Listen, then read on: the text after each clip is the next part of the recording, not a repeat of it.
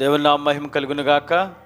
మరి ఒక ఆదివారము ఈ విధంగా దేవుని సన్నిధిలోకి మనందరం రావటం, ఆయన అద్వితీయ నామాన్ని స్తుతించడం అనేది దేవుడు మనందరికి ఇచ్చిన ఉచితమైన కృప.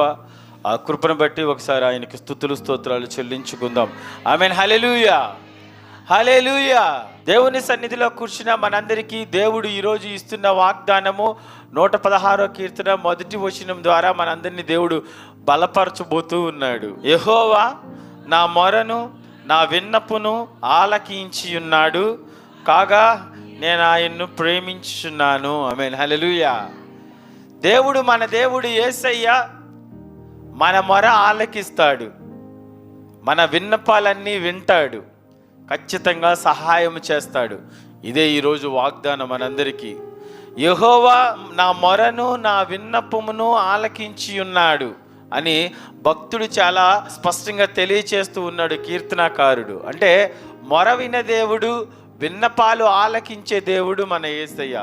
ఎలాంటి స్థితిలో ఉన్నప్పటికీ, నీకు ఏ అక్కర ఉన్నప్పటికీ, ఏ అవసరం ఉన్నప్పటికీ దేవుని సన్నిధికి వచ్చి దేవునికి నువ్వు నీ విన్నపము లేదా నీ మొరను తెలియచేసినట్లయితే, నీకున్న సమస్త అవసరాలు దేవునికి మొరపెట్టుకున్నట్లయితే దేవుడు ఖచ్చితంగా జవాబిస్తాడనేదే ఈరోజు వాక్యం. మన యేసయ్య, మనం సేవించిన యేసయ్య ఖచ్చితంగా మన మొర ఆలకిస్తాడు, విన్నపాలు వింటాడు. దాని తర్వాత భక్తుడు సెలవిస్తున్నాడు, యెహోవా నా మొరను నా విన్నపమును ఆలకించి ఉన్నాడు గనుక నేను ఆయనను ప్రేమించుచున్నాను. దేవుణ్ణి ప్రేమించడానికి గల కారణం కూడా ముందు వ్యక్తపరిచాడు భక్తుడు. ఎందుకు ప్రేమిస్తున్నాడంట దేవుణ్ణి? మొరను ఆలకిస్తున్నాడు గనక. ఎందుకు ప్రేమిస్తున్నాడంటే దేవుని విన్నపాలు వింటున్నాడు గనక. అందు నిమిత్తమే నేను ఆయన్ను ప్రేమించుచున్నాను అని భక్తుడు సెలవిస్తూ ఉన్నాడు. 2వ వచనంలో కూడా అదే వాక్యం మనకు, ఆయన నాకు చెవియొగ్గిను కావున నా జీవిత కాలం అంతయు నేను ఆయనకు మొరపెట్టెదను. ఆమేన్. హల్లెలూయా. చెవి ఎగ్గుతాడు కనుక ఏ బాధ లేదు కనుక జీవితాంతము నేను మొరపెడతాను అని తెలియచేస్తూ ఉన్నాడు. దేవుడు నా మొరను వింటున్నాడు, విన్నపాలు వింటున్నాడు గనక నేను ఆయన్ను ప్రేమిస్తున్నాను. దేవుడు నా మొరను చెవి ఎగ్గుతున్నాడు కనుక నా జీవితకాలం అంతయు నేను మొరపెడుతూనే ఉంటాను అనే భక్తుడు సెలవిస్తూ ఉన్నాడు. ఈ మనోభావము, ఇదే ఆలోచన, ఇదే స్థితి మనము కూడా కలిగి ఉండాలనే ఈరోజు దేవుడు సెలవిస్తూ ఉన్నాడు, మనతో మాట్లాడుతూ ఉన్నాడు. దేవుడు మన మొరను ఆలకిస్తాడు, విన్నపాలు వింటాడు. మన పరిస్థితులు, ప్రతికూల పరిస్థితులు వచ్చినప్పటికీ కొన్నిసార్లు మన అవసరాలు దేవునికి తెలియచేసుకునే స్థితిలో ఉండం. జీవితకాలం అంతయు నేను ఆయనకు మొరపెడతాను అన్న స్థితి మనకు ఉండదు. ఎందుకనంటే ఎంతకాలం ఇంకా ప్రార్థన చేస్తా ఉన్నా కానీ కార్యాలు ఎప్పుడు దేవుడు నా మొర ఆలకిస్తాడు అని మనం అనుకుంటూ ఉంటాం ఒక్కొక్కసారి మన మనసులో.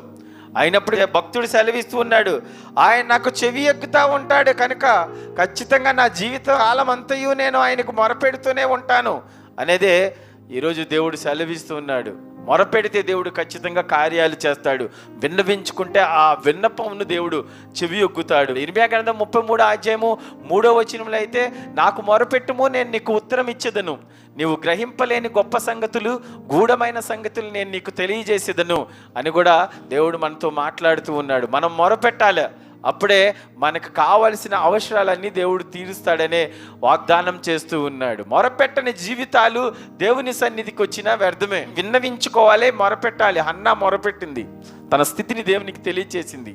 అందుకే ఆమె గ్రహింపలేని గొప్ప సంగతులు, గూఢమైన సంగతులు తనకు తెలియజేశాడు. ఖచ్చితంగా తన ప్రార్థన కూడా అదే విధంగా ఉంటుంది. దేవా, నా మీద ఉన్న ఆ నింద తీసివేసావా, ఖచ్చితంగా నేను నీకు సమర్పించుకుంటాను నా కుమార్ని అని చెప్పడం మాత్రమే కాదు. కుమార్ని హన్నా సమర్పించుకుంటే అదొక విషయం అయితే, తన జీవితంలో ఉన్న మేలు దేవుడు చేస్తే సమూయేలు భక్తుడు కూడా తల్లి యొక్క మాటకు లోబడ్డాడు. నా తల్లి సమర్పించుకుంది కనుక నేను దేవుని సన్నిధికి వెళ్ళాల్సిన అవసరం ఏంది? నా తల్లి సమర్పించుకుంది కనుక నేను సన్నిధిలో ఉండాల్సిన అవసరం ఏంటి?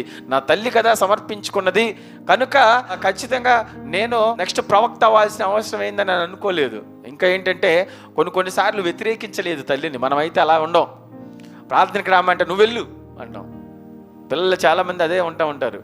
భర్త భార్య అని పిలిచిన నువ్వు వెళ్ళు, అదే కదండి ప్రార్థన కదండి, నువ్వు వెళ్ళు అంటున్నానుగా, నేనేం ఇబ్బంది పెట్టలేదుగా, నువ్వు వెళ్ళు, నీకు అవసరం కదా, నువ్వు వెళ్ళు అంటాం. ఆ విధంగా సమూయేలు భక్తుడేమి అనొచ్చు కదండి. మొక్కున్నది ఎవరు? హన్నా మొక్కుంది. హన్నాకి దేవునికే సంబంధం, కానీ ఇక్కడ సమూయేలు భక్తునికి ఏ సంబంధం లేదు.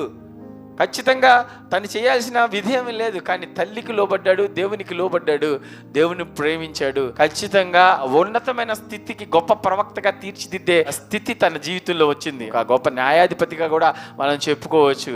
ఆయనే ఇశ్రాయేలుకి రాజులను అభిషేకించే గొప్ప భాగ్యాన్ని కూడా సమూయేలు ప్రవక్త పొందుకున్నాడని కూడా చెప్పవచ్చు.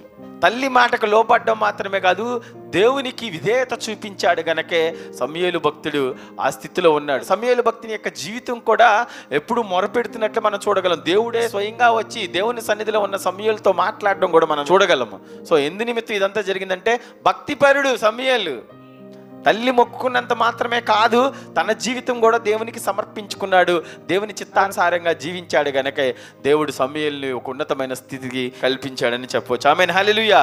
అందుకే భక్తుడు ఇక్కడ సెలవిస్తూ ఉన్నాడు, నా మొరను నా విన్నపును ఆలకిస్తూ ఉన్నాడు గనక నేను ఆయన్ను ప్రేమిస్తూ ఉన్నాను. ఈరోజు ఆ స్థితి మనం ఖచ్చితంగా కలిగి ఉండాలి. ఖచ్చితంగా మనకు జవాబిచ్చే దేవుడు. ఇంకొక వాక్యం చూద్దాం, యెషయా గ్రంథము 58వ అధ్యాయము 9వ వచనము. అప్పుడు నీవు పిలువగా యెహోవా ఉత్తరం ఇచ్చును, నీవు మొరపెట్టగా ఆయన నేనున్నానను. ఆమేన్, హల్లెలూయా. నేనున్నా నీతో అని చెప్పే దేవుడు మన యేసయ్య. పిలిస్తే పలికే దేవుడు యేసయ్య.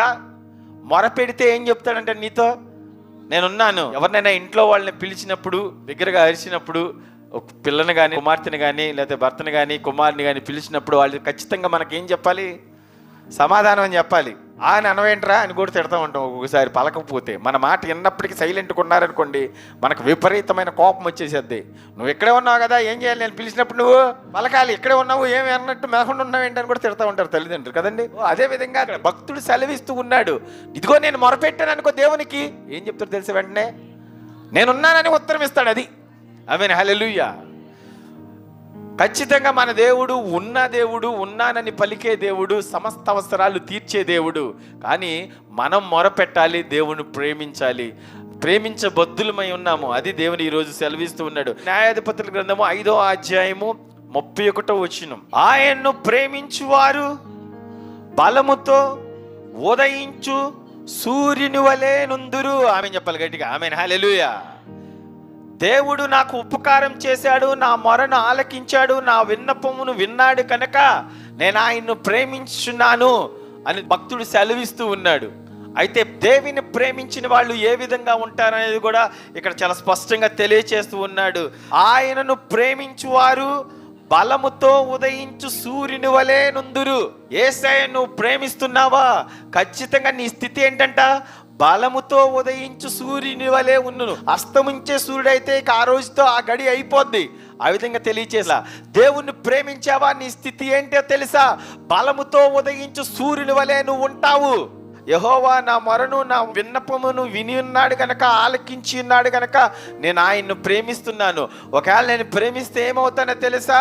యెహోవాను ప్రేమించువారు బలముతో ఉదయించు సూర్యుని వలె నుందురు. యెషయా గ్రంథము 40వ అధ్యాయం 31వ వచనములో అయితే యెహోవా కొరకు ఎదురు చూచువారు నూతన బలము పొందుదురు, పక్షిరాజుల వలె రెక్కలు చాచి పైకెగుదురు, అలయక పరిగెత్తుదురు, సొమ్మసిల్లక నడిచిపోదురు. యెహోవాను ప్రేమించువారైనా, యెహోవా కోసం ఎదురు చూచువారైనా నూతన బలము పొందుకుంటారు.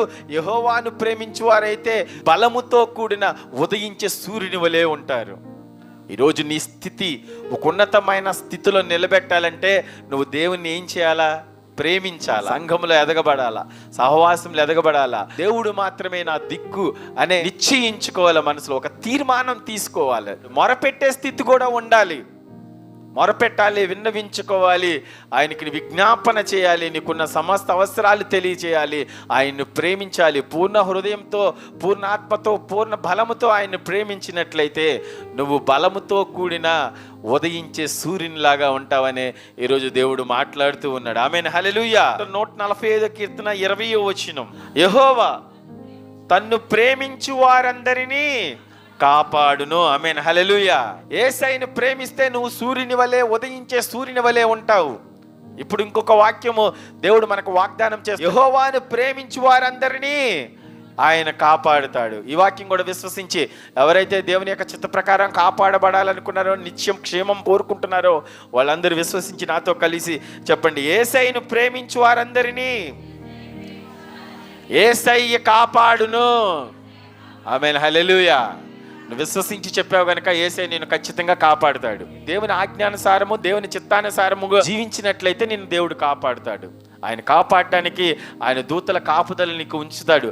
ఆయన కాపాడడానికి ఆయన కంటి మీద కునుకు కూడా వేయడు. అదే దేవుని యొక్క చిత్తం, దేవుని యొక్క గొప్పతనం. ఆ ఇశ్రాయేలుని కాపాడువాడు కునుకడు, నిద్రపోడు. అంటే ఆ విధంగా నిన్ను కంటికి రెప్పలా కాపాడుతాడనే దేవుని యొక్క వాక్య సారాంశము. యెహోవాను ప్రేమించు వారు బలముతో ఉదయించు సూర్యుని వలె ఉంటారు. యెహోవాను ప్రేమించు వారిని యేసయ్య ఎప్పుడూ కాపాడుతూ ఉంటాడు. ఈరోజు నువ్వు కాపాడబడాలి, ఒక మంచి స్థితిలో ఉండాలి. నీకు కలిగిన దానికి, నీ కుటుంబానికి, సమస్తానికి క్షేమమే కావాలని కోరుకుని దేవుని సన్నిధికి వచ్చావా? దేవుని నువ్వు ఏం చేయాలంటే ప్రేమించాలి. ఆమేన్, హల్లెలూయా. సామెతలు 8వ అధ్యాయము 21వ వచనం, నన్ను ప్రేమించి వారిని ఆస్తికర్తలుగా చేయుదును, వారి నిధులు నింపుదును. ఆమేన్, హల్లెలూయా. యెహోవాను ప్రేమించి వారు బలముతో ఉదయించు సూర్యుని వల్లే ఉంటారు. యెహోవాను ప్రేమించి వారు ఏ విధంగా ఉంటారంటండి? ఆస్తికర్తలుగా ఉంటారు. ఆమేన్, హల్లెలూయా.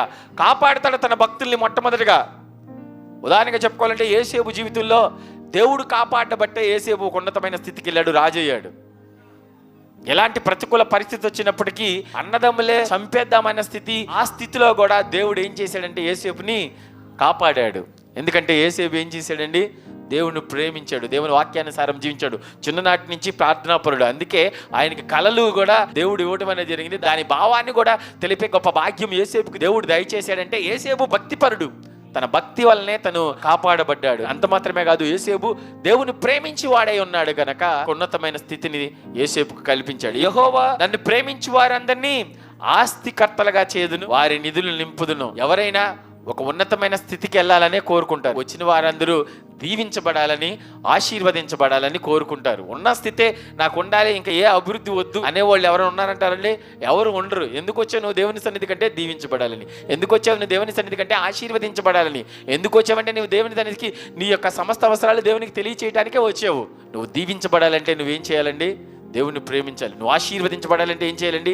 దేవుణ్ణి ప్రేమించాలి. ఈ వాక్యం కూడా ఎవరైతే ఆస్తికర్తలు అవ్వాలనుకున్నారో, ఎవరైతే నిధులు నింపబడాలనుకున్నారో, ఎవరైతే అప్పుల భారం నుంచి విడుదల పొందుకోవాలనుకున్నారో, ఎవరైతే అప్పిచ్చివాడిగా అవ్వాలనుకున్నారో, ఎవరైతే వ్యాపారాలు అభివృద్ధి పొందాలనుకున్నారో, ఎవరైతే వ్యవసాయం అభివృద్ధి పొందాలనుకున్నారో, ఎవరైతే ఉద్యోగాల్లో ఉన్నతమైన స్థితికి వెళ్ళాలనుకున్నారో, వాళ్ళందరూ ఈ వాక్యం నాతో కలిసి చెప్పండి. యెహోవాను ప్రేమించి వారందరినీ ఆస్తికర్తలుగా చేయును, వారి నిధులు నింపును. ఆమేన్, హల్లెలూయా. నీ యొక్క స్థితి అప్పుల భారం అయితే దేవుడు ఈరోజు సెలవిస్తూ ఉన్నాడు. నన్ను ప్రేమించి నిన్ను ఆస్తికర్తగా చేస్తాను, నన్ను ప్రేమించి నిన్ను నిధి నింపుతాను. నీ లోటు ఉందనుకుని నువ్వు బాధపడుతున్నావేమో, నీకున్న సమస్త అవసరాలు తీర్చుకోలేకపోతున్నాను బాధపడుతున్నావు. నీ పిల్లలకి ఫీజు కట్టుకోలేని స్థితి ఏమో నీది, నీ పిల్లల్ని మంచిగా చదువుకోలేని స్థితి ఏమో, నీకున్న అప్పుల భారం బట్టి నువ్వు భయపడుతూ ఉన్నావేమో, నీ వ్యాపారాన్ని అభివృద్ధి కోసము పెట్టుబడి లేదని బాధపడుతున్నావు, నువ్వు కట్టుకున్న ఇల్లు సగంలో ఆగిపోయిందని దాన్ని నేను ఇంకా పూర్తి చేయలేనని బాధపడుతున్నావేమో. ఏ అవసరం కోసం దేవుని సన్నిధికి నువ్వు వచ్చావో, నువ్వు యేసయ్యని ప్రేమించినట్లయితే యేసయ్య నీకు సెలవిస్తూ ఉన్నాడు. నన్ను ప్రేమించినట్లయితే నిన్ను ఆస్తికర్తగా చేస్తాను, నీ నిధులు నింపుతాను. ఏ విధంగా ఆస్తికర్తగా అవుతావు అనేది దేవుని యొక్క దీవెన వల్లనే అవుతాము. అబ్రహామును దేవుడు పిలుచుకున్న తర్వాత అబ్రహామును ఆస్తికర్తగా యెహోవా మాత్రమే చేశారని బైబిల్ గ్రంథంలో ఉంది. ఎందుకంటే పిలుచుకున్నాడు గనక, అబ్రహాము కూడా దేవుని ప్రేమిస్తూనే ఉన్నాడు కనుక, దేవుని కోసం ఎదురు చూస్తూనే ఉన్నాడు కనుక, దేవుని యొక్క వాక్యానుసారము, దేవుని యొక్క వాగ్దానం ప్రకారము, దేవుని యొక్క ఆజ్ఞానుసారంగా అబ్రహాము జీవించాడు గనక, అబ్రహాము వెండి బంగారము పశువులు కలిగి బహుధనవంతుడు ఆయను. అబ్రహాము అన్ని విషయంలో ఆశీర్వదించెను. అబ్రహాము యొక్క నిధులు నింపాడు, అబ్రహామును ధనవంతుని చేశాడు. ఆమెను చెప్పు గట్టిగా, ఆమెను హల్లెలూయా. అంత మాత్రమే కాదు, ఆయన ప్రేమించిన ఇస్సాకు కూడా ఖచ్చితంగా అదే స్థితి ఇచ్చాడు. అన్యుల దేశంలో నివసిస్తున్న ఇస్సాకు గెరారు ప్రాంతంలో నివసిస్తున్నప్పుడు కరువు కానాల్లో ఉండి గెరారు దేశం వెళ్లాల్సిన పరిస్థితుల్లో అబీమెలెకు దగ్గరికి వెళ్ళి ఆ దేశంలో ఉంటానని చెప్పిన తరువాత ఇస్సాకు ఆ దేశమందు ఉన్నవాడే విత్తనం వేసి 100 అంతలు ఫలము పొందెను. యెహోవా అతన్ని ఆశీర్వదించిన గనక ఆ మనుషుడు గొప్పవాడాయను. అతడు మిక్కిలి గొప్పవాడే వరకు క్రమక్రమంగా అభివృద్ధి పొందిన in the name of Jesus. నన్ను ప్రేమిస్తే నిన్ను ఆస్తికర్తలుగా చేస్తానన్న ఆ వాగ్దానాలు అవే. ఆ వాగ్దానాలే పట్టుకోవాలి. ఇదిగో ఇస్సాకు అన్యుల దేశంలో ఉన్నప్పటికీ నువ్వు దీవించవయ్యా, ఇస్సాకును అభివృద్ధి పరిచావయ్యా, ఇస్సాకును ఒక ఉన్నతమైన స్థితిలో ఇచ్చావయ్యా. 100 అంతలు ఫలం పొందుకునే స్థితి కేవలం నిన్ను ప్రేమించినందుకే ఇస్సాకు నువ్వు దయచేశావు. సో నేను కూడా నేను ప్రేమిస్తున్నాను. నిన్ను అనుసరిస్తున్నాను, నేను ఆరాధిస్తున్నాను, నీకే మొరపెడుతున్నాను, నా యొక్క స్థితి కూడా తీసివేసేయి. ఖచ్చితంగా నా స్థితి లేని స్థితిలోంచి ఉన్నతమైన స్థితికి మార్చు. అప్పు తీసుకునే స్థితి నుంచి అప్పిచ్చే స్థితికి నన్ను మార్చు అని నువ్వు ప్రార్థించి, అబ్రహాము యొక్క విశ్వాసం ప్రకారం అబ్రహాము దేవుడు ఏ విధంగా దీవించాడో అది పట్టుకుని నువ్వు ప్రార్థన చేయాలి. ఆ వాగ్దానం, ఇస్సాకు ఇచ్చిన వాగ్దానాన్ని నువ్వు పట్టుకుని ప్రార్థన చేయాలి. ఆమేన్, హల్లెలూయా. యాకోబు కూడా మనం చెప్పుకోవచ్చు, యాకోబును కూడా దేవుడే ఉన్నతమైన స్థితిలో ఇచ్చాడు. ఒంటరిగా వెళ్ళిన యాకోబు పద్దనారామంలో నివసిస్తున్న ఆ సిరియా వాడైన లాభాను దగ్గర నివసిస్తున్నప్పుడు కూడా యాకోబు ఒంటరిగా అక్కడ ఉన్నాడు. ఏమైనా తీసుకెళ్ళాడండి యాకోబు? ఏమీ తీసుకెళ్ళలేదు. కానీ యాకోబు ఆ ప్రాంతంలో ఉన్నాడు గనక, యాకోబు తన మామ దగ్గర ఉన్నాడు కనుక యాకోబును బట్టి ఎవరిని దీవించాడండి దేవుడు? లాభాను దీవించాడు. లాభాను దీవించబడడం వల్ల, లాభాను ఉన్నతమైన స్థితికి వెళ్ళటం వల్ల, యాకోబుని బట్టే ఉన్నతమైన స్థితికి వెళ్ళటం వల్ల వాళ్ళ జీతము మాట్లాడుకున్నప్పుడు పలుమార్లు మామ మోసం చేయాలని చూసినప్పటికీ దేవుడు యాకోబు పక్షమున వ్యాజ్యమాడాడు, యాకోబుని ఆస్తికర్తగా చేశాడు. ఆమె చెప్పు గట్టిగా ఆమేన్, హల్లెలూయా. వచ్చేటప్పుడు భార్య, పిల్లలు, పనివారు, సంతానము, గొర్రెలు, పశు సంపద, విస్తారమైన పశు సంపద తిరిగి వచ్చేస్తుంటే మామకి ఏంటంటే బాధ వేసేసిందంట. ఒంటరిగా వచ్చి ఏమైపోయాడు? ఆస్తికర్త అయిపోయి వెళ్ళిపోతున్నాడని. నన్ను ప్రేమించావా, నిన్ను ఆస్తికర్తగా చేస్తాను. ఆమె చెప్పు గట్టిగా ఆమేన్, హల్లెలూయా. ఈరోజు దేవుడు నీకు అదే మాట్లాడుతున్నాడు. నన్ను ప్రేమిస్తే నువ్వు బలముతో కూడిన ఉదయించే సూర్యుని వలె ఉంటావు. నన్ను ప్రేమించావా, నిన్ను ఖచ్చితంగా కాపాడుతానని దేవుడు సెలవిస్తూ ఉన్నాడు. నన్ను ప్రేమించిన వాళ్ళని నేను ఆస్తికర్తలుగా చేస్తాను, వారి నిధులను నింపుతాను, ఏ లోటు లేకుండా నేను చూస్తాను, ఖచ్చితంగా దీవిస్తాను, ఖచ్చితంగా ఆశీర్వదిస్తాను, నిశ్చయముగా నీ స్థితి మారుస్తాను అని దేవుడు ఈరోజు సెలవిస్తూ ఉన్నాడు. నీకు నిజంగా అవసరాలు ఉన్నాయో, కావాల్సిన ధన సహాయం లేదా, దేవుణ్ణి పట్టుకో, ఈ వాక్యం పట్టుకో. ఖచ్చితంగా దేవా నిన్ను ప్రేమిస్తే నన్ను ఆస్తికర్తలుగా చేస్తా అన్నావు. ఇదిగో నేను ప్రార్థన చేస్తున్నాను, నేను విన్నవించుకుంటాను, నా స్థితిని మార్చని ఏడు దేవుని సన్నిధికి వచ్చి ఖచ్చితంగా ఏ అప్పుల భారమైనా దేవుడు తీర్చగలడు. దేవుణ్ణి పట్టుకున్న వాళ్ళు, దేవుణ్ణి నమ్ముకున్న వాళ్ళు అప్పుల భారంలో ఉన్నప్పటికీ దేవుని యొక్క కృప వలన మార్చబడగలరు. ఈరోజు అప్పుల భారంతో నువ్వు ఉన్నావా, లేదా ఏదైనా ధన సహాయం కోసం నువ్వు ఎదురు చూస్తున్నావా? ఒక చక్కటి పరిష్కారం దేవుడు నీకు ఇస్తున్నాడు. దేవుణ్ణి ప్రేమించాలి. నన్ను ప్రేమించి వారిని నేను ఆస్తికర్తలుగా చేస్తా, వారి నిధులు నింపుతా, ఏ లోటు లేకుండా చూస్తా, ఏ అవసరం వచ్చినా ఎదుర్కొనే శక్తి నేను నీకు ఇస్తాను, ఖచ్చితంగా ధన సహాయం నేను చేస్తాను, అది కలిగేటట్లు నేను చేయగలను అని దేవుడు ఈరోజు నీతో మాట్లాడుతూ ఉన్నాడు. ఏ స్థితిలో ఉన్నప్పటికీ ఈ వాగ్దానం పట్టుకో. దేవా ఈరోజు నాతో మాట్లాడి ఉన్నావు కదా, నిన్ను ప్రేమిస్తే ఆస్తికర్తలుగా చేస్తా అన్నావు కదా. ఇదిగో నేను అప్పుల భారంలో ఉన్నాను, ఇదిగో నాకు తినటానికి లేని స్థితిలో ఉన్నాను, ఏది కొనుక్కోలేని స్థితిలో ఉన్నాను, నా పిల్లల్ని చదివించుకోలేని స్థితిలో ఉన్నాను, వ్యాపారం పెట్టుకోలేని స్థితిలో ఉన్నాను, వ్యవసాయం చేయలేని స్థితిలో ఉన్నాను, ఇదిగో నేను బ్రతకలేని స్థితిలో ఉన్నాను, కానీ నేను ప్రేమిస్తున్నా నువ్వు దేవునికి చెప్పు. దేవుడు ఖచ్చితంగా నీకు ఉన్నతమైన స్థితి ఇవ్వకుండా ఉండడు.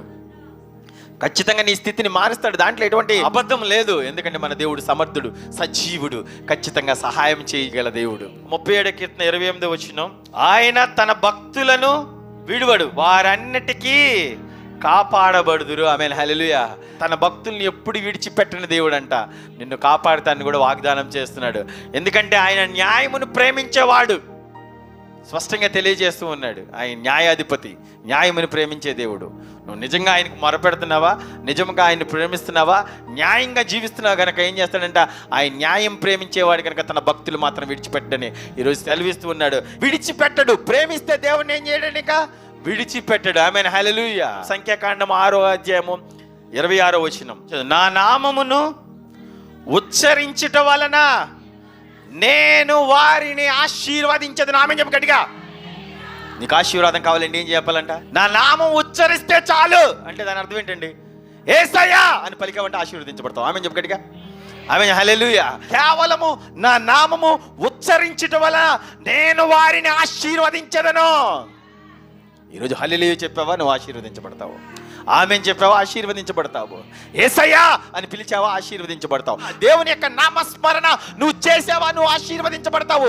నీ నోట్లో ఆయన నామం ఉచ్చరించినట్లయితే ఆశీర్వదించబడతావు, దీవించబడతావని ఈరోజు వాగ్దానం చేస్తూ ఉన్నాడు. నీకు ఆశీర్వాదం కావాలంటే దేవుని ప్రేమిస్తే చాలు. నువ్వు ఆశీర్వదించబడాలని కోరుకున్నట్లయితే, దీవించబడాలని అనుకుంటున్నావా, నువ్వు చేయాల్సింది ఒకే ఒకటి. కీ పాయింట్ ఇచ్చాడు, లేదా జవాబు ఖచ్చితంగా ఇచ్చాడు. ఏం చేస్తే చాలు, నువ్వు ఇంకా యేసయ్యా అని పిలిస్తే చాలు. ఆమె చెప్పు గట్టిగా, ఆమెన్ హల్లెలూయా. నా నామమును ఉచ్చరించటం వలన నేను వారిని ఆశీర్వదించును. ఆమేన్ హల్లెలూయా. సామెతల గ్రంథం 18:10 యెహోవా నామం బలమైన దుర్గము, నీతిమంతుడు అందులోనికి పరిగెత్తి సురక్షితముగా ఉండను. ఈరోజు నీకు క్షేమం కావాలా, యేసయ్యా అని పిలువు, అంతే కదండి. యెహోవా నామం బలమైన దుర్గము, పేరే బలమైన దుర్గం. నీతిమంతుడు అందులోనికి పరిగెత్తి సురక్షితంగా ఉంటాడు. ఇరుకు వచ్చినప్పుడు ఎక్కడికి పరిగెత్తాలి, నువ్వు ఇబ్బంది వచ్చినప్పుడు ఎక్కడ పరిగెత్తాలి, దేవుని సన్నిధికి పరిగెత్తాలి. ఇరుకు వచ్చినా, ఇబ్బంది వచ్చినా, శోధన వచ్చినా నువ్వు నిలిచిపోవటం కాదు, అక్కడ నుండి ఏడవటం కాదు, కృంగిపోవటం కాదు, నువ్వు పరిగెత్తు దేవుని సన్నిధికి. ఆమేన్ హల్లెలూయా. యెహోవా నామం బలమైన దుర్గము, నీతిమంతుడు అందులోనికి పరిగెత్తి సురక్షితంగా ఉంటును. నా నామం ఉచ్చరించడం వల్ల నేను వాడిని ఆశీర్వదిస్తాను. యేసయ్యా అని పిలిచావా, నువ్వు ఆశీర్వాదం పొందుకోకుండా ఉండవని ఈరోజు సెలవిస్తూ ఉన్నాడు. దేవుని పిలిచావా, ఖచ్చితంగా దీవెన. దేవుని పిలిచావా, ఆశీర్వాదమే.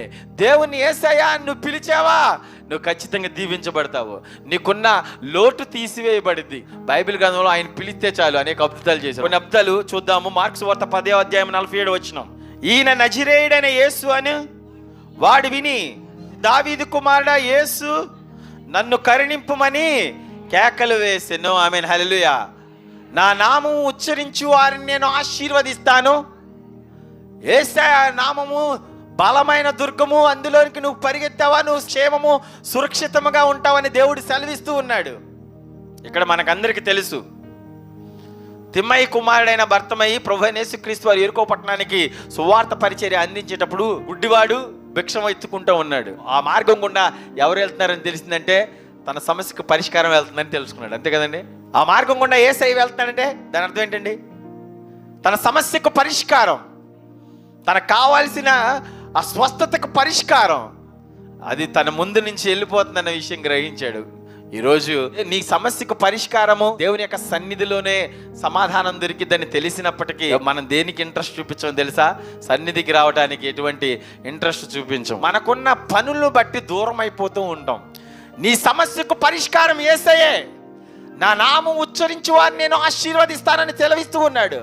నా నామం బలమైన దుర్గము, ఖచ్చితంగా దాన్ని పట్టుకున్నావా నువ్వు కాపాడబడదు అని సెలవిస్తూ ఉన్నాడు. అదేవిధంగా ఆయన నామాన్ని నువ్వు పలికే స్థితిలో ఉంటే ఖచ్చితంగా నీ యొక్క స్థితి మార్చింది. ఇక్కడ భిక్షం ఎత్తుకునే గుడ్డివాడైన భర్తమయ్యి ఆయన నామం పలుకుతూ ఉన్నాడు, ఉచ్చరిస్తూ ఉన్నాడు, బిగ్గరగా కేకలు ఇస్తున్నాడు. ఏమని పిలుస్తున్నాండి, నజరేయుడైన యేసు దావీదు కుమారుడా నన్ను కరుణించు. చాలా స్పష్టమైన మాట తెలుసా. ఆ పదం మనం కూడా పలికితే ఖచ్చితంగా కార్యాలు జరుగుతాయి. కానీ విశ్వాసం ఉండాలా, నమ్మకం ఉండాలా. ఆయన నామం ఖచ్చితంగా పిలుస్తూ ఉన్నాడు, స్పష్టంగా యేసయ్య కినపడేటట్టు పిలుస్తూ ఉన్నాడు. మధ్యలో చాలా మంది ఆపేశారు. మధ్యలో ఇదిగో కళ్ళున్న మేమే ఆయన పట్టుకోవడం లేదా ఆయన పక్కన వెళ్ళడానికి చాలా కష్టమైపోతుంది, నీ బాధ ఏంటన్నట్టు చాలామంది ఆయన్ని వారించారంట. సో ఆ స్థితి ఈ రోజుల్లో చాలా మనం ఎదుర్కొంటూనే ఉంటాం. దేవుని సన్నిధికి వస్తూ ఉంటాం, సహవాసాలు ఎదగబడుతూ ఉంటాం. మనకు వచ్చే చిన్న చిన్న ఇరుకులు, ఇబ్బందుల సమయాల్లో దేవుని సన్నిధికి వస్తున్నప్పుడు వారించేవాళ్ళు చాలామంది, అంతే కదా. ఏం ఉపయోగం నువ్వు దేవుని సన్నిధికి వెళ్తావు అని అనేవాళ్ళు, వారించేవాళ్ళు చాలా మంది. అలా వారించినప్పుడు ఆయన ఆగిపోయిందంటే ఏం పొందుకోలేడు తెలుసా, దృష్టి పొందుకోలేడు. అలా వారించేటప్పుడు ఆగిపోతే దీవెన పొందుకోలేవు. ఎవరు ఏదో చెప్తూ ఉన్నారని సన్నిధికి దూరం అయ్యావా, నీకొచ్చే ఆశీర్వాదాన్ని నువ్వు ఖచ్చితంగా నిశ్చయంగా పోగొట్టుకుంటావు. దేవుని సన్నిధికి నువ్వు పూర్ణ హృదయంతో, పూర్ణ విశ్వాసంతో ఆయన్ని ప్రేమిస్తూ వచ్చావంటే ఖచ్చితంగా నీకు దీవెనలు పొందుకోకుండా ఉండవు. భర్తమయ్య కూడా కేకలు వేస్తున్నాడు. ఎప్పటి వరకు కేకలు వేశాడు తెలుసా, యేసయ్య తన కేక వినేంత వరకు కేకలు వేశాడు. ఎప్పటి వరకు కేక వేశాడంటే యేసయ్య ఆగే వరకు కేక వేశాడు, పిలుస్తూనే ఉన్నాడు. ఈరోజు నీకు స్వస్థత కలిగే వరకు నువ్వేం చేయాలా, మొరపెడుతూనే ఉండాలి. నీకు స్వస్థత పొందుకునేంత వరకు మొరపెడతావాలి. నీకు అప్పుల భారం తీరేంత వరకు మొరపెట్టాలి. నీ కార్యాలు జరిగేంత వరకు మొరపెట్టాలి. మధ్యలో ఆపేయకూడదు. మధ్యలో భర్తమై ఆపేసి ఉండంటే ఏం పొందుకునేవాడు కాదు, దృష్టి పొందుకునేవాడు కాదు, కంటి చూపు అతని జీవితంలో మరలా వచ్చేది కాదు. అవకాశం ఎదురుగా ఉంది, స్వస్థత తనకు ఖచ్చితంగా జరిగిద్ది.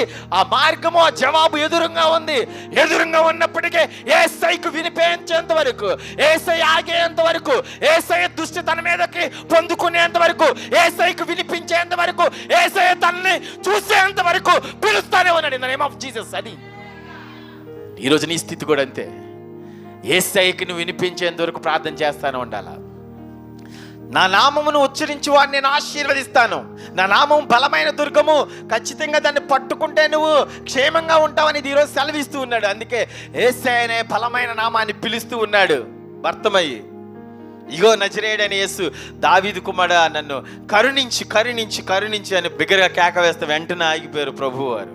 తన తట్టు తిరిగారు. ఏం కావాలని కోరుకుంటున్నావంటే నాకు దృష్టి నొసుగయ్యా అని అడగంగానే, నువ్వు వెళ్ళు, విశ్వాసం తేలిని విశ్వాసమే నీకు కన్ను దృష్టి కలిగించిందని చెప్పంగానే నడుస్తూ ఉండగానే స్వస్థపరచబడ్డాడు. ఆమె చెప్పు గట్టిగా ఆమేన్, హల్లెలూయా. ఈరోజు నువ్వు ప్రార్థిస్తూ ఉండగానే నీకు స్వస్థత, ప్రార్థిస్తూ ఉండగానే జవాబు. యెహోవా నామం బలమైన దుర్గము, నీతిమంతులు అందులోనికి పరిగెత్తి సురక్షితంగా ఉంటారు. నా నామం ఉచ్చరించి వారు ఖచ్చితంగా ఏం చేస్తారండి? ఆశీర్వదించబడతారు. ఎవరు పిలిచినా ఆశీర్వదించబడతారు. అంత మాత్రమే కాదు, ఇంకొక ఉదాహరణ కూడా మనం చూడగలం. లూకాసు వార్త 17:13 మమ్ము కరుణించుమని కేకలు వేసిరి. ప్రభువారు సువార్త పరిచర్యలో ఉన్నప్పుడు, యెరూషలేములో సువార్త పరిచర్య అందిస్తూ ఉన్నప్పుడు, గలిలయ సమరయ అనే ప్రాంతాల మధ్య నుంచి వెళ్తూ ఉన్నప్పుడు, ఇక్కడ 10 మంది కుష్ఠరోగులు ప్రభు అయిన యేసుక్రీస్తు అని పిలుస్తూ ఉన్నారు. ఏమని పిలుస్తున్నారు? దూరంగా ఉండి పిలుస్తూ ఉన్నారు ప్రభు అని. ఏమని? యేసు ప్రభువా మమ్మను కరుణించయ్యా, మేము కుష్ఠరోగంతో బాధపడుతూ ఉన్నాము. సమాజం వెలివేసింది, సంఘం వెలివేసింది, ఎవరిని మమ్మల్ని కలవనివ్వట్లేదు. మా స్థితి బహు ఘోరంగా ఉంది. అడుక్కు తినే స్థితి, అడుక్కునే స్థితి అయినప్పటికీ సంఘంలో కలవలేము. దౌర్భాగ్యమైన స్థితిలో ఉన్నామయ్యా, మీ దగ్గరికి రాలేని స్థితిలో ఉన్నాను. ఆమేన్ చెప్పు గట్టిగా ఆమేన్, హల్లెలూయా. అలా ఎంతమంది అరిశారంటండి? 10 మంది అరిశారు. ప్రభు అయిన యేసుక్రీస్తు వారు జాలి గల దేవుడు గనక, కరుణ గల దేవుడు గనక అక్కడ ఇదిగో మీ అందరికి శుద్ధులవురు, ఖచ్చితంగా మీకు దేవుడు నేను దీవిస్తున్నాడు, వెంటనే మీకు కుష్ఠరోగం పోద్ది అని ప్రభువారు ఏం చెప్పలా, చక్కటి వాక్యం మాత్రమే పలికారు ప్రభువారు. ఆ వాక్యం చదువునానా? ఆయన వారిని చూచి మీరు వెళ్ళి యాజకుని కనపరచుకోండి అంతే. ప్రభువారు ఏం చెప్పారండి? యాజకులు కనపరచుకోండి అన్నారు. ఇదిగో మీరు శుద్ధులు అవుతారని చెప్పలా, మీరు దీవించబడతారని చెప్పలేదు, నీకున్న రోగం పోద్దని చెప్పలేదు. కానీ ఒక మాట చెప్పారు, నువ్వు వెళ్ళి యాజకుని కనపరచుకో. యాజకుని ఎందుకు కనపరచుకోవాలంటే యాజకుడే చూస్తాడు. పాత నిబంధన గ్రంథం నుంచి కుష్ఠరోగం వస్తే యాజకులు ఏం చేస్తారంటే టెస్ట్ చేస్తారు. కుష్ఠరోగం అయితే వెలివేస్తారు యాజకులే. కుష్ఠరోగం పోతే సంఘంలో సమాజంలో కలవనిస్తారు. అది యూదుల శుద్ధీకరణ ఆచరణం. సో దాని ప్రకారం ప్రభు వారు ఎవరికెళ్ళి చూసుకోమని చెప్తున్నారంటే యాజకుని కనపరచుకో, ఇదిగో నీ కుష్ఠరోగం పోద్ది అనే విషయం అదే. ఆ మాటకి ఈ 10 మంది విశ్వసించారు. ఆ మాటని 10 మంది పట్టుకున్నారు, ఆ మాటకి లోబడ్డారు, ఆ మాటని ఖచ్చితంగా నా కార్యం జరిగిద్దని చెప్తూ ఉన్నారు. ఎవరైతే నా నామను ఉచ్చరిస్తారో, పలుకుతారో వాళ్ళు ఆశీర్వదించబడతారు, దీవించబడతారు. అందుకే యేసు ప్రభువా మమ్ము కరుణించుము అని పిలిచారు. వెంటనే కరుణించాడు. ఇదిగో నువ్వు యాజకుని కనపరచుకో అంతే అన్నారు. వెంటనే వాళ్ళు వెళుతూ వెళుతూ వెళుతూ ఉన్నారంట. వెంటనే 10 మంది శుద్ధులయ్యారంట. ఆమె చెప్పు గట్టిగా ఆ వాక్యం చదువునానా? వారు వెళుతుండగా 10 మంది శుద్ధులయ్యారు. ఎందుకని శుద్ధులయ్యారంటే 10 మంది ఎవరి నామాన్ని ఉచ్చరించారు? యేసయ్య నామాన్ని ఉచ్చరించారు. ఎందుకు శుద్ధులయ్యారంటే 10 మంది విశ్వసించారు. ఎందుకు వారు బాగుపరచబడ్డారంటే యేసయ్య అని ఆయన్ని విన్నవించుకున్నారు. ఆ స్థితి ఉంది కనుకే, బ్రతిమలాడుకున్నారు కనుకే, బలమైన దుర్గాన్ని బ్రతిమలాడుకున్నారు కనుకే వాళ్ళ జీవితంలో అద్భుతం జరిగింది, వాళ్ళ జీవితంలో ఆశ్చర్య కార్యం జరిగింది. వాళ్ళు ఊహించలేని స్థితి మరలా వాళ్ళు వెంటనే పొందుకున్నారంట. వెళ్తూ ఉన్నప్పుడే కార్యం జరిగింది. ఈరోజు దేవుని సన్నిధికి వచ్చావు, దేవుని సన్నిధిలో అడిగావు, నువ్వు వెళుతున్నప్పుడే కార్యం జరిగిపోద్దని నువ్వు మనసులో అనుకోవాలి. నేను ఇంటికి వెళ్ళేలోపు అది కార్యం జరగాలి అని అనుకోవాలా. విశ్వాసం అది. ఇదిగో మీరు యాజకుని కనపరచుకోండి అని చెప్తే వాళ్ళు అవిశ్వాసంతో మా దగ్గరికి వచ్చి ప్రార్థన చేయలేదు కదా, మమ్మల్ని ముట్టుకోలేదు కదా, మా వైపు అసలు చూడలేదు కదా, సో మా కార్యం జరిగిద్దో లేదా అని అనుకుని ఉంటే, అనుమానించి ఉంటే వాళ్ళు ఏమయ్యేవాళ్ళు కాదు, శుద్ధులయ్యేవాళ్ళు కాదు, బాగుపడేవాళ్ళు కాదు. కానీ ప్రభువు మాటకి లోబడ్డారు కనుక, ఆయన బలమైన నామాన్ని ఉచ్చరించారు కనుక వెంటనే శుద్ధులయ్యారు. ఇక్కడ ఒక గొప్ప సంఘటన కూడా జరగడం అనేది జరిగింది. 10 మంది శుద్ధులైతే ఒకరు మాత్రం వెనక్కి తిరిగి ప్రభు వారి దగ్గరికి వచ్చి మోకాళ్ళుని ఆయన పాదాల చెంతకు చేరారంట. ఆ వాక్యం కూడా చదవండి ఒకసారి. వారిలో ఒకడు వారికి స్వస్థత కలుగుట చూచి గొప్ప శబ్దముతో దేవుని నామాన్ని మహిమపరచుచు తిరిగి వచ్చి ఆయనకు కృతజ్ఞతాస్తుతులు చెల్లించెను. ఆయన పాదాల దగ్గర సాగిలిపడ్డాడు. ఆమేన్, హల్లెలూయా. ఈరోజు మన స్థితి దీన స్థితిలో ఉన్నప్పుడు దేవుడు దీవిస్తాడు, ఆశీర్వదిస్తాడు. కానీ ఏమి మనసు కలిగి ఉండడం తెలుసా? కృతజ్ఞత ఉండదు. 10 మంది శుద్ధులయ్యి, 10 మందిలో కృతజ్ఞత కలిగిన వాళ్ళు ఒక్కలే. ఈరోజు దేవుని సంఘములో కూడా అదే జరుగుతుంది. అనేక ఆశీర్వాదాలు, అనేక మేలులు పొందుకోకుండా ఉండరు. దైవశాఖలు ప్రార్థించిన తర్వాత, సంఘం ప్రార్థించిన తర్వాత అది మర్చిపోతారు. ఈరోజు ఒక ఉన్నతమైన స్థితిలోకి వెళ్ళిన తర్వాత దాంట్లోనే నిమగ్నం అయిపోయి నీకు అసలు ఖాళీ లేనట్టు సన్నిధిని విడిచిపెట్టి దూరం అయిపోతూ ఉంటారు. కృతజ్ఞత ఉండదు, దేవుని సన్నిధికి రావటం ఉండదు, సహవాసంలో ఎదగబడడం ఉండదు, దేవుని పాదాలను పట్టుకునే స్థితి ఉండదు. ఎందుకంటే నేను కష్టపడి పైకి వచ్చాను కనుక దేవుని గొప్పతనం ఏంటి దీంట్లో అని. దేవుని యొక్క పాదాల చెంతకి ఒక్కలే వచ్చారు, కృతజ్ఞత కలిగి జీవించింది ఒక్కలే. ఆమె చెప్పగడిగా. అందుకే 10 మంది శుద్ధులయ్యేరి కృతజ్ఞత ఏది అని ప్రభు వారు కూడా బాధపడడం అక్కడ చూడగలం. అందుకే దావీదు భక్తుడు 103వ కీర్తన, నా ప్రాణమా యెహోవాను సన్నిధించుము, నా అంతరంగమున సమస్తం ఆయన పరిశుద్ధ నామాన్ని సన్నిధించుము. నా ప్రాణమా యెహోవాను సన్నిధించుము, ఆయన చేసిన ఉపకారాలలో దేన్ని మర్చిపోదు. In the name of Jesus. అది ఆయన చేసిన ఉపకారాలు దేన్ని మర్చిపోకూడదు. 10 మంది శుద్ధులైతే ఒక్కలే కృతజ్ఞత కలిగి ఉన్నారు. ఈరోజు ఏ స్థితిలో ఉన్నావు? నువ్వు కృతజ్ఞత కలిగి ఉన్నావా? ఈరోజు నీకు ఒక ఉన్నతమైన స్థితికి వెళ్ళావంటే, నీ బ్రతుకు మార్చబడిందంటే, నువ్వు దీవించబడ్డావంటే, నువ్వు ఆశీర్వదించబడ్డావంటే కేవలం దేవుని దయ వల్ల, సంఘం ప్రార్థించడం వల్లే. కృతజ్ఞత మనం కలిగి ఉండాలి, అప్పుడే సన్నిధికి వస్తాం. మరలా వెళ్ళి దైవశాఖలతో ప్రార్థన చేయించుకుంటే కార్యం జరిగిద్దని విశ్వాసం అప్పుడే ఉంటుంది. సంఘానికి వస్తున్నావా? సహవాసంలో ఎదగబడుతున్నావా? కృతజ్ఞత కలిగి ఉన్నావా? దావీదులాగా నువ్వు జీవిస్తున్నావా? 10 మంది శుద్ధులైతే ఒక్కడే వెనక్కి వచ్చాడు కదా, ఆ స్థితి, ఆ విశ్వాసం నీకుందా? దేవుడు నీతో మాట్లాడుతూ ఉన్నాడు. ఈరోజు ఆయన నామాన్ని ఉచ్చరించి వాడిని ఆశీర్వదిస్తానని తెలియజేస్తున్నాడు. యెహోవా నామం బలమైన దుర్గము, ఆయన్ని ప్రేమించాలి, నీతిమంతులు అందులోనికి పరిగెత్తి సురక్షితంగా ఉంటానని ఈరోజు వాగ్దానం చేశాడు. వాక్యం వింటున్న నీతో కూడా దేవుడు మాట్లాడుతూ ఉన్నాడు. ఏ స్థితిలో నువ్వు ఉన్నావో, నీ యొక్క స్థితి మార్చబడాలంటే నువ్వు కృతజ్ఞత కలిగి ఉండాలి, దేవుని మొరపెట్టుకునే స్థితిలో ఉండాలి, ఆయన బ్రతిమలాడుకునే స్థితి ఉండాలి, ఆయన పాదాల చెంతకు వచ్చే స్థితిలో ఉండాలి, ఆయన పాదాలు పట్టుకుని ఏడుస్తూ ఉండాలి, గోజాడాలి. యేసు నామములో సమస్త కార్యాలు అప్పుడు జరుగుతాయి. ఈరోజు దేవుడు మనతో మాట్లాడి ఉన్నాడు. ఆయన్ని ప్రేమిస్తే, ఆయన నామాన్ని ఉచ్చరిస్తే ఖచ్చితంగా ఆశీర్వదించబడతారు. ఆయన నామాన్ని పూజిస్తే, ఆయన నామాన్ని పలికావా, యేసయ్యా అని పలికావా, నువ్వు దీవించబడతావు. యెహోవా నామం బలమైన దుర్గము, నీతిమంతులందరికీ పరిగెత్తి సురక్షితంగా ఉంటాడు. ఇదిగో ఆయన నామాన్ని ఉచ్చరించిన ఇద్దరిని చూసాము. మొదటిగా భిక్షమెత్తుకునే భర్తమై, తిమ్మయ్య కుమారుడైన భర్తమై, ప్రభువారు ఆ మార్గం గుండా వస్తున్నారన్న మాట వినగానే ఆయన నామాన్ని ఉచ్చరించాడు. దావీదు కుమారుడా, నజరేయుడైన యేసు నన్ను కరుణించు అని పలికి ఉన్నాడు. యేసయ్య ఆగేంత వరకు, యేసయ్య తన దృష్టి తన మీద మళ్లించేంత వరకు పిలుస్తానే ఉన్నాడు. తనకు కార్యం జరిగేంత వరకు అరుస్తానే ఉన్నాడు. ఈరోజు దేవుని సన్నిధిలో కూర్చున్న నీ స్థితి ఏ విధంగా ఉందో ఒకసారి మొరపెట్టు, దేవునికి మొరపెట్టు. యేసయ్య నా స్థితిని మార్చు అని చెప్పు. 2 చేతులు ఎత్తి, దేవా ఇదిగో నీ సన్నిధిలో నేనున్నాను, నీ సహవాసంలో నేనున్నాను, ఇదిగో నన్ను స్వస్థపరచు, నాకు అప్పుల భారం నుంచి విడుదల, నన్ను ఆశీర్వదించు.